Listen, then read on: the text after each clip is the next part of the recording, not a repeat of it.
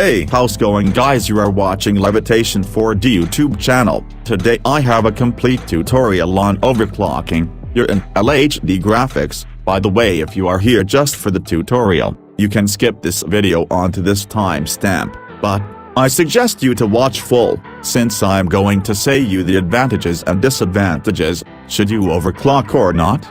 How many FPS will you gain?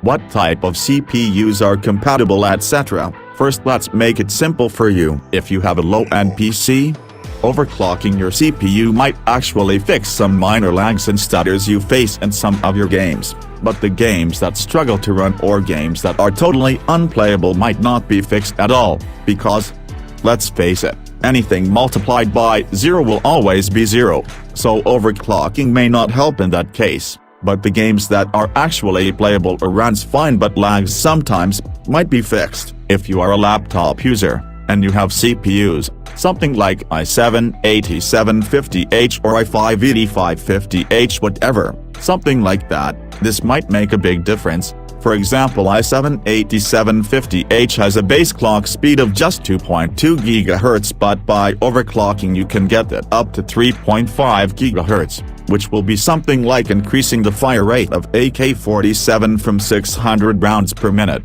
to that of M249's fire rate of 900 rounds per minute, ridiculously faster.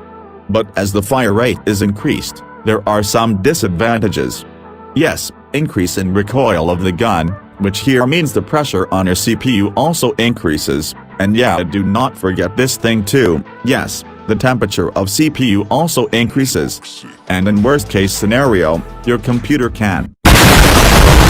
Do not worry, even if you overclock the CPU, your computer will automatically detect it and turn off the computer automatically, and revert all the overclocking settings. So the question is, should you overclock?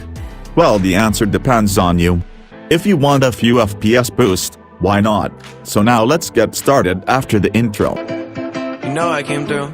You know I came through. You know I came through with the fuego. You know I came through. Hey, you know I came through. You know I came through with the fuego. You know I came through. Hey, you know I came through. Nowadays I cannot lay low. I cannot lay low. Yeah, I cannot lay low. You know I came through.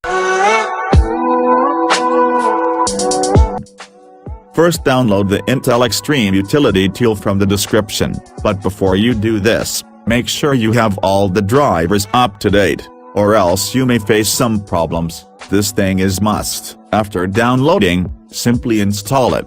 It will ask you to restart your computer, so just do it. The interface of this app looks like this. From here, go to graphic option. This is the default voltage of my Intel GPU, which is on 11 volt. All you need to do is set the voltage to a little bit higher. For now I am making it 17 volt from 11. So this is what's going to happen if you increase it a lot. What you need to do is go higher as possible, but lower enough that your PC does not crash. Increase the voltage by 1 and hit apply. If everything goes well, increase 1 voltage again. Find a spot where your PC does not crash.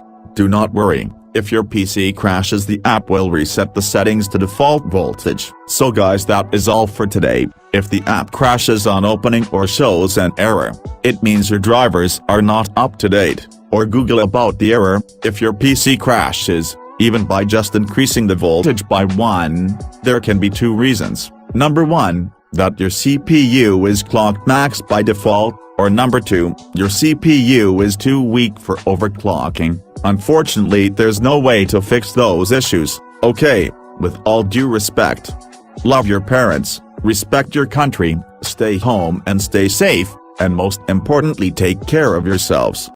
Tell me pretty lies, look me in the face, tell me that you love me, even if it's fake.